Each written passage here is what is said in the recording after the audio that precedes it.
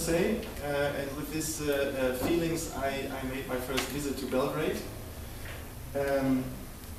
So what I want to show you now, or tell you now, is kind of the local perspective on the project. Because when I came to Belgrade, my doubts turned into amazement, I have to say. Not so much because of the building site the city of Belgrade had suggested, which was, of course, in Savamala. So the municipality had suggested that exactly there, this would be the ideal, let's say, plot for an experimental pavilion. A vast site which is used as a bus parking, no infrastructure, no proper street access, very remote at the very south end of Savamala, so a very odd place. But that was actually not the point. The point why I was amazed was the quarter itself. It was the first time for me in Belgrade, also the first time in Savamala.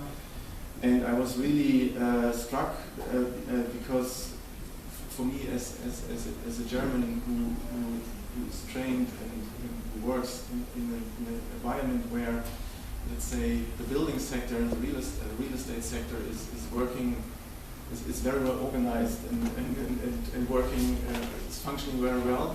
For me it was unbelievable that a quarter like this can exist. I mean, a quarter which is situated in such an attractive location and also strategically very attractive location, a site that has such a rich stock of architectural heritage. I mean, let's say in Germany or in Switzerland, where I'm recently working at the moment, of course such a site would not exist. I mean, it would be fully developed, that's for sure. So for me it was really a situation where I mean, let's say with my professional background, I had no idea how this can happen, and of course I also didn't know with my, let's say, with my toolbox, my architectural toolbox, I would have no idea how, you know, what to do with such a site. And I think, as we have heard already, especially in the first, in your input, it's a very ambiguous situation here that you have a very centrally located site, but at the same time it's very peripheral. It's really a periphery inside the city. It's a periphery, as we have heard, which I found very, very interesting information, that of course the bridge is kind of bypassing the quarter. But I think it's not only peripheral in a kind of geographic sense of the word, it's also mentally a periphery that I guess for most people from Belgrade, it's rather perceived a no-go area. I think, I mean, even you said that you would not, I mean, there would have been no reason for you to be here. So these are my impressions. This kind of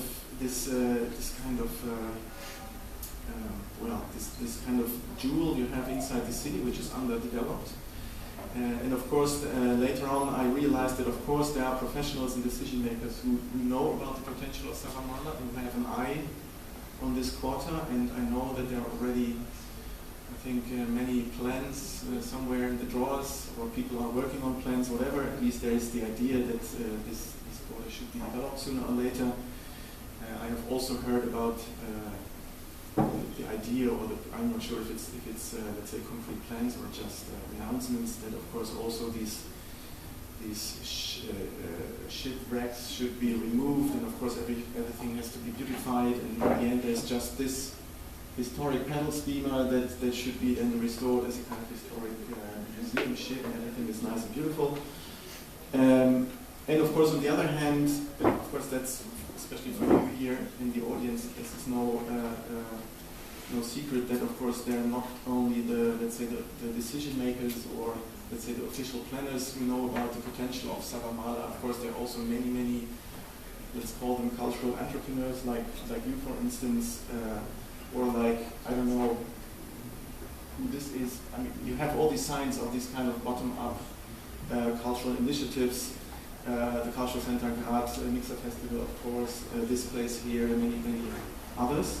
So there is already this kind of, let's say, many signs that makes clear that Savamala is obviously a breeding ground for this kind of cultural and social activities, and at that point I understood that I was not really interested in moving or seeing the Goethe Institute moving into a kind of experimental architecture. I think what I was then interested in was the Goethe Institute moving as a cultural institution to Savamala, with or without pavilion. So to, let's say,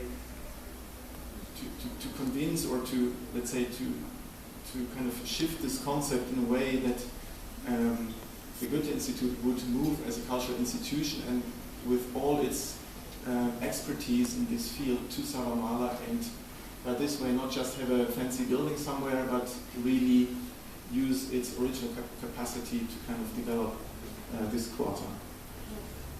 So that was actually the kind of local perspective I had coming from Switzerland to this place.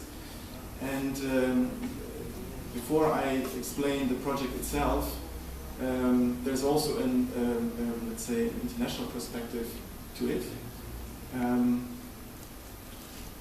it is let's say kind of a discourse which is very, very much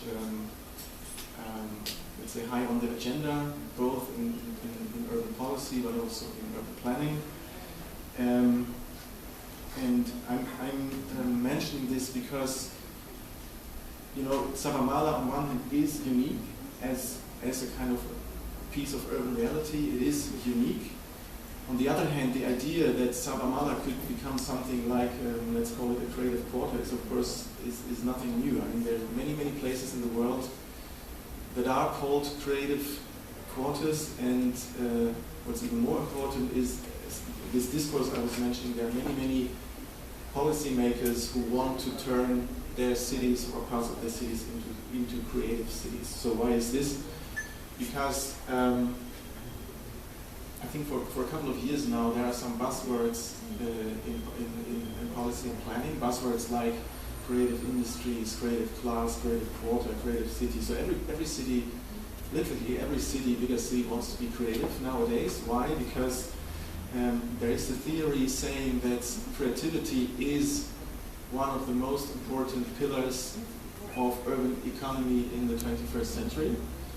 And there is, I mean, he's not the only one, but I think he's the main figure of this discourse, Richard Florida, an American economist, who basically said if you as a city are not able to attract the creative economy, and he's talking about film industry, game industry, culture, but he has a very broad spectrum of this kind of industry. If you're not able to attract this creative industry, you will, let's say, you will not be competitive in, let's say, international competition among the cities and among economies. And it is a fact that many cities, or let's say many city halls, this idea to turn particular quarters into creative quarters is very high on the agenda. And I'm not 100% sure about Belgrade, but I know at least that there's also in the city hall the idea of Savamala being something like, you know, creative quarter or something. What is maybe interesting, or what we should know, is that the idea of let's say, or that these theorists like Richard Florida and others, for them creativity is mainly an economic resource.